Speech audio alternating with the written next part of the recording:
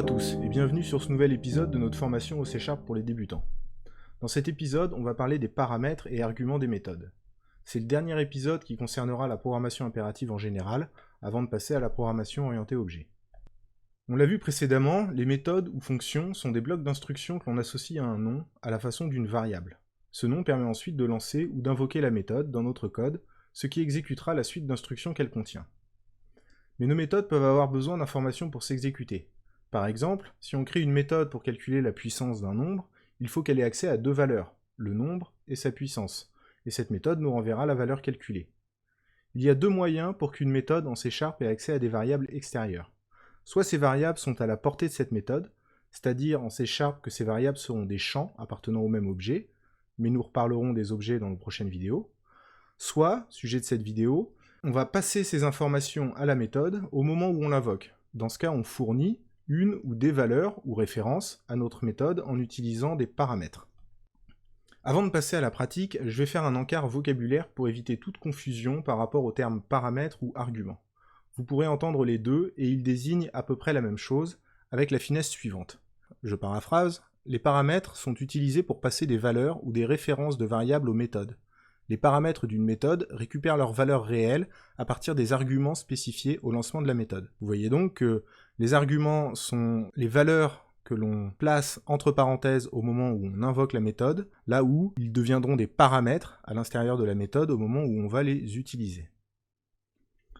On l'a vu, nos méthodes peuvent prendre un ou plusieurs, ou même aucun, paramètre. Chaque paramètre est déclaré avec son type suivi du nom qu'il aura dans la méthode. Les paramètres définis ainsi doivent tous être fournis lors de l'invocation de la méthode. La signature d'une méthode se compose du nom de la méthode, ainsi que du type et du genre, valeur, référence ou sortie, de chacun de ces paramètres formels, considérés de gauche à droite.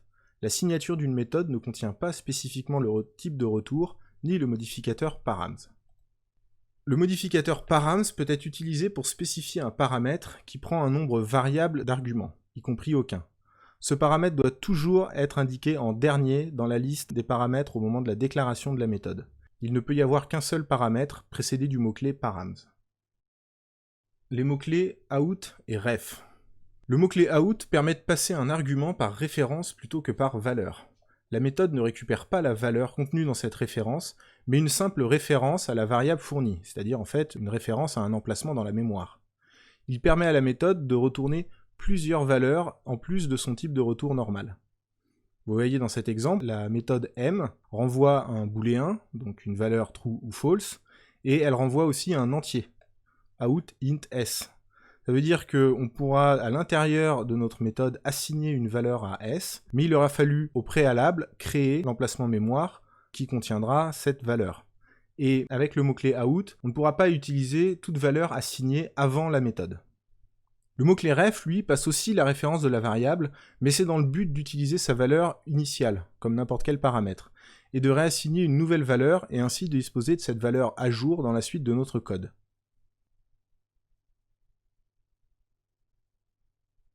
Mettons ça en application avec quelques exemples. Je vais créer une nouvelle application console en C#.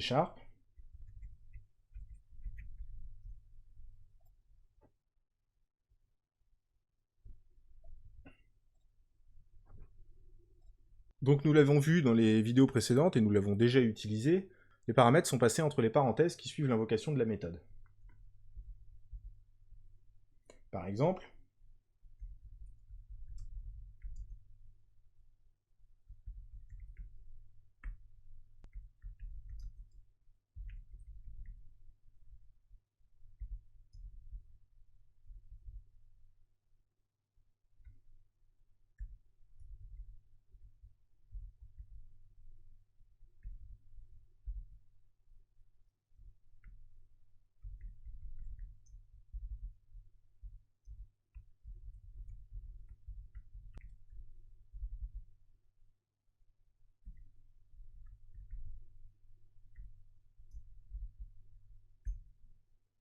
nous avons créé une méthode qui va nous permettre d'afficher un message avant d'attendre que l'utilisateur appuie sur une touche pour continuer.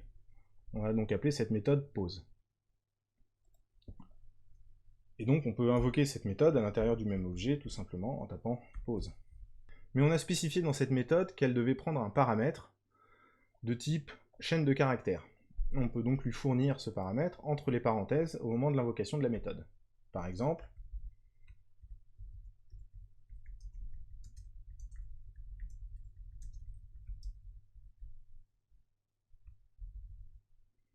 on a fourni une chaîne de caractères au moment de l'invocation de la méthode, et cette chaîne de caractères sera reprise à l'intérieur de cette méthode par une variable qui s'appelle message, de type string, et on écrira donc notre message. Avec la grosse erreur que j'ai fait, c'est que le message, voilà, c'est une variable. Testons.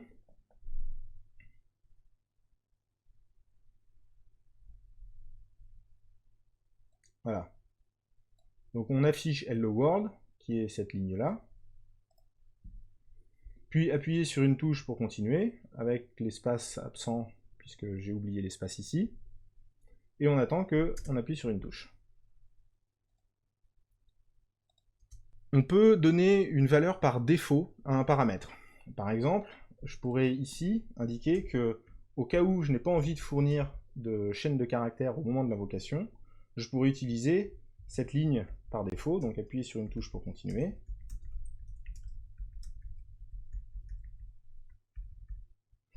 De cette façon, je peux invoquer ma méthode sans spécifier d'argument, et donc le paramètre message prendra dans ce cas-là sa valeur par défaut. Voilà, appuyez sur une touche pour continuer.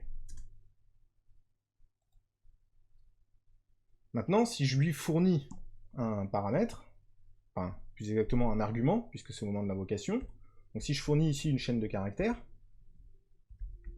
pause par exemple, il va ignorer la valeur par défaut qui a été indiquée au moment de la déclaration, et j'aurais bien écrit uniquement pause 3 petits points.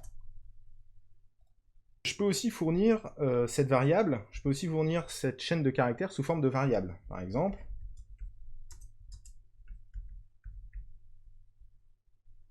je crée ma chaîne de caractères avant, et au moment où j'invoque ma méthode, je lui spécifie qu'il doit fournir la chaîne de caractères que j'ai créée au-dessus.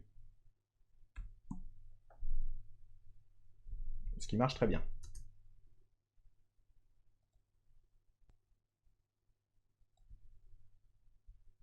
Maintenant, il y a quelque chose qu'il faut remarquer par rapport à ça. Là, j'ai fourni un nom de variable au moment de l'invocation de ma méthode. Ce n'est pas exactement la même chose que la variable message à l'intérieur de la méthode. Et d'ailleurs, j'en veux pour preuve, si je modifie la valeur de message à l'intérieur de la méthode, par exemple, je dis... Et là, j'ajoute les 3 petits points à pause. Donc j'ai changé la valeur de message à l'intérieur de ma méthode. On va ignorer l'écriture ici, on va quand même attendre pour la touche suivante. Mais par contre, une fois qu'on aura fini d'exécuter cette méthode, on va afficher S. D'accord? Donc j'ai créé S, je lui ai donné comme valeur pause, j'ai fourni S à ma méthode, qui l'a repris sous forme de message, et à l'intérieur de la méthode, j'ai modifié le contenu de message en ajoutant 3 petits points après pause. Et ce qu'on se rend compte, c'est qu'il écrit pause sans les 3 petits points. Donc le fait d'avoir modifié à l'intérieur de la méthode mon paramètre ne l'a pas modifié tel qu'il était enregistré à l'intérieur de la chaîne de caractères S.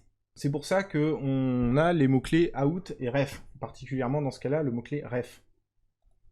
Si j'utilise ref, ici dans la déclaration de ma méthode, ici je dois ajouter ref au moment de placer mon argument, et disons que maintenant mon message, je vais lui ajouter, alors on peut concaténer les chaînes de caractères, donc je vais mettre plus égal, et je vais lui ajouter 3 petits points.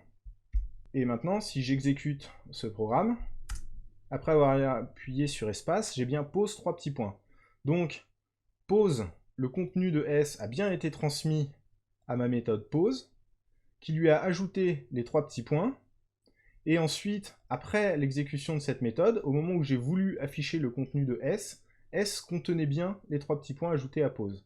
Et ça, c'est parce que je transmets cette variable sous forme de référence. En fait, ce que je lui envoie, c'est une référence à l'emplacement en mémoire où est stocké S. Et donc, toute modification que je vais faire à cette référence à l'intérieur de ma méthode sera reflétée et sera bien enregistrée ici dans S. Donc à l'extérieur de la méthode. Maintenant, testons le mot-clé params. On va ôter tout ça. Donc je vais créer une méthode que je vais appeler additionner.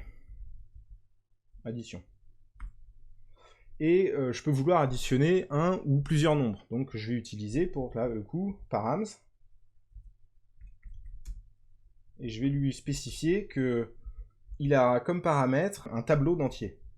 D'ailleurs, cette méthode devrait en toute logique renvoyer un entier, et pas void.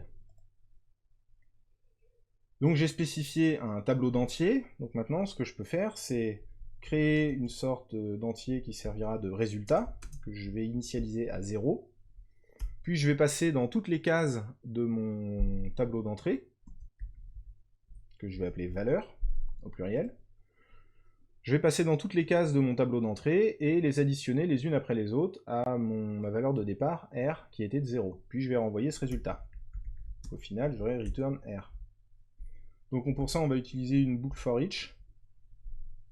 Donc c'est des entiers, que je vais appeler I, dans une collection qui s'appelle valeur. Donc pour chaque entier I dans valeur, je veux ajouter ce I à mon entier R, résultat, et retourner le résultat. On va donc demander d'additionner, par exemple 5, 7, 12 et moins 8. Ce qui devrait faire un résultat d'à peu près 16. Et on va afficher ce résultat. Donc addition nous renvoie un entier, on va donc stocker le résultat dans un entier, ou on peut direct, à la limite, afficher le résultat, puisque l'ensemble de cette ligne est un entier.